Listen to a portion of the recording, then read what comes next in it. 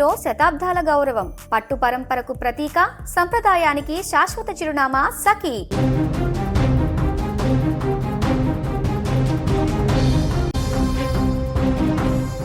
ప్రకృతి ఎప్పుడు ఎలాంటి విపత్తును మోసుకువస్తుందో ఊహించడం ఎవరి తరం కాదు. శాస్త్ర సాంకేతిక రంగాలలో మనిషి ఎంతగా దూసుకువెళ్తున్నా ప్రకృతి ప్రకోపం ముందు మోకరిళ్ళక తప్పడం లేదు.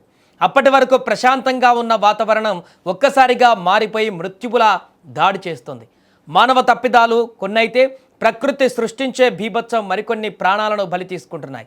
సరిగ్గా ఇలాంటి ఒక ఊహించని ప్రకృతి విపత్తే ఉత్తరప్రదేశ్ రాష్ట్రంలో పెను విషాదాన్ని నింపింది.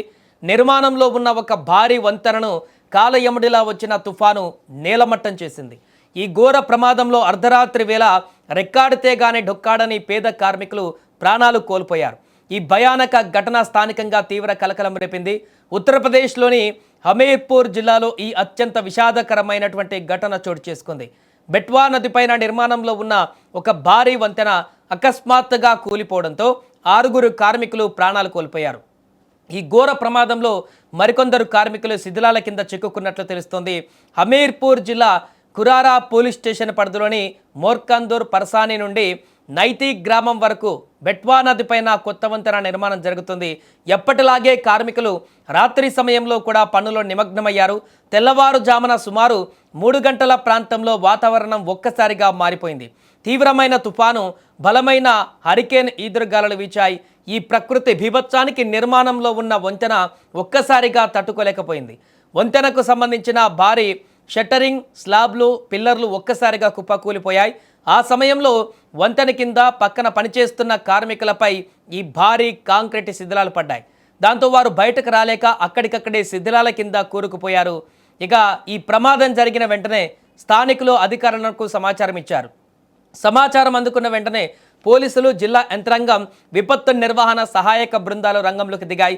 చీకటిగా ఉండడం, వాతావరణం అనుకూలించకపోవడంతో సహాయక చర్యలకు మొదట్లో తీవ్ర ఆటంకం కలిగింది. అధికారులు రాత్రంతా శ్రమించి జేసీబీలు, గ్యాస్ కట్టర్ల సహాయంతో శిథిలాలను తొలగించేటువంటి ప్రయత్నం చేశారు.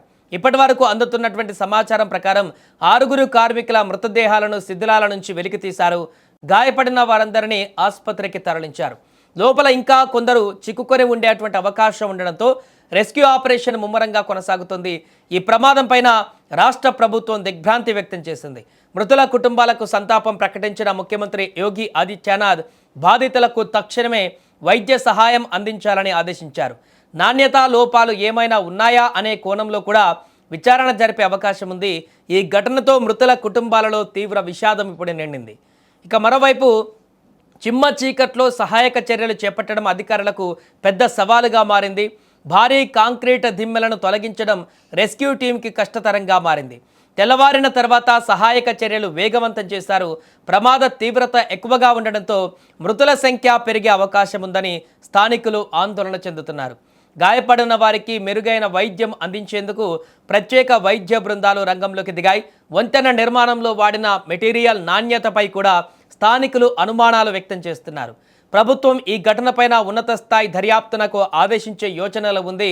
బాధితులకు న్యాయం జరిగేలా చూస్తామని స్థానిక ప్రజాప్రతినిధులు హామీ ఇస్తున్నారు. ప్రాణాలు కోల్పోయిన కుటుంబాల ఇళ్లల్లో కన్నీరు మున్నీరవుతున్నారు. ఇక వాతావరణం శాంతించకపోవడంతో ఆ ప్రాంతంలో ఇంకా భయాందోళనలు కొనసాగుతున్నాయి. ఎప్పుడు ఏ రకమైనటువంటి వార్త వినాల్సి వస్తుందో ఆందోళన కనిపిస్తుంది. అక్కడ మృతుల సంఖ్య ఇంకా పెరిగేటువంటి అవకాశం ఉందేమో అనేటువంటి అనుమానాలు అక్కడ ఉన్నటువంటి వారందరినీ కూడా తీవ్ర దిగ్భ్రాంతికి గురి చేస్తున్నాయి.